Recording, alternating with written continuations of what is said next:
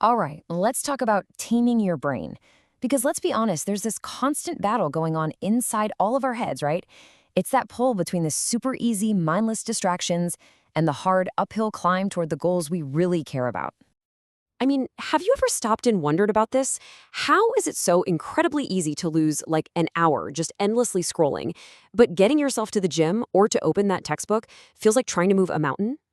Well, it turns out the answer has a lot to do with one very powerful little chemical in your brain. So, here's how we're going to break it all down. First, we're going to tackle the dopamine deception. Then, we'll dive into the modern dopamine trap. It's a real thing. We'll look at exactly how dopamine drives you, introduce discipline as our secret weapon, and finally, I'll give you a practical toolkit so you can start training your own discipline. Okay, let's jump right into section 1, the dopamine deception. Because we need to bust a huge, and I mean huge, myth about what this chemical actually does. It's probably not what you think. Yeah, we've all heard this one, right? Dopamine is the feel-good chemical. You eat some chocolate, you win a level in a game, and boom, you get this nice little hit of pleasure. But you know what? That is only half the story. And honestly, it's the less important half. So here it is. This is the critical piece of the puzzle.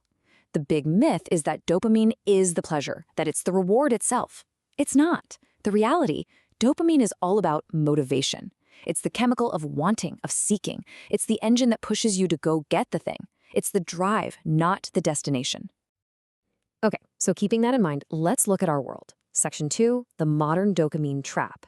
Because our environment today is basically perfectly engineered to hijack that motivational system we just talked about. Just think about your day for a second. Every single buzz from your phone, every super short, flashy video, every sugary snack, they all give you a tiny, instant little jolt of dopamine. They aren't massive rewards, but they are constant. And over time, this literally trains your brain to expect and to crave these super quick, low-effort hits. And this sets up the core conflict, right? On one side, you've got all this instant gratification, social media, video games, junk food, easy dopamine. On the other side, you have the stuff that actually makes you grow, studying, exercising, building something meaningful. The rewards there are huge, but they're way off in the future. So your brain, which has been trained for instant hits, just sees a bunch of work with no immediate payoff. So what's actually going on inside our heads that makes this so powerful?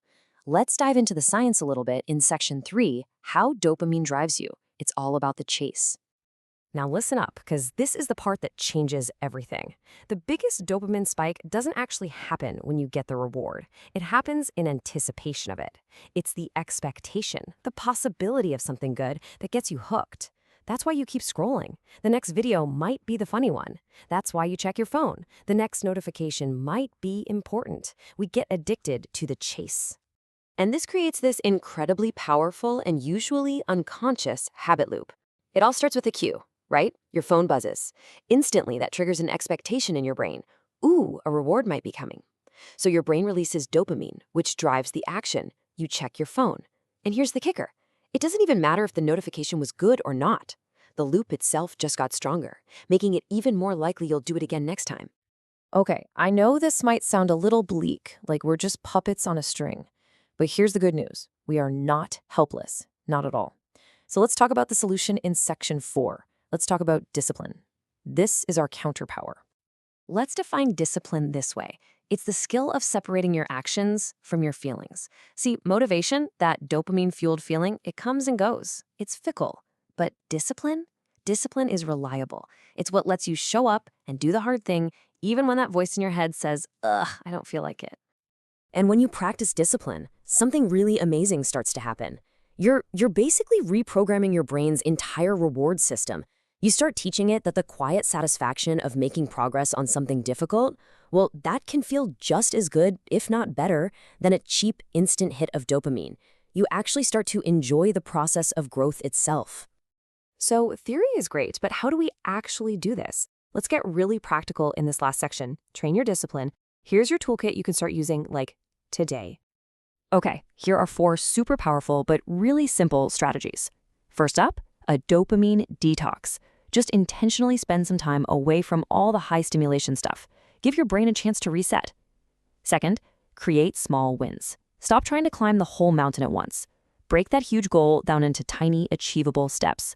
Every little check mark is a healthy dopamine hit tied to real effort. Third, practice delaying gratification. Just wait. Intentionally resist a small temptation. It builds that patience muscle. And finally, track your progress. When you write it down in a journal, you make your growth visible, and your brain starts to see that progress as the reward. So if there's one thing you take away from all this, let it be this. Dopamine is not the villain here. It's just energy. It's this incredible source of motivation. The goal isn't to get rid of it, it's to get control of it. Discipline is the steering wheel. It's what allows you to aim all that powerful energy toward the things that actually matter to you. So I want to leave you with a question, a little challenge, really. The next time you feel that pull toward an easy distraction, I want you to just pause for a second and ask yourself this. Is this helping me grow, or is it just keeping me comfortable? The answer to that question? Well, that changes everything. Thanks for tuning in.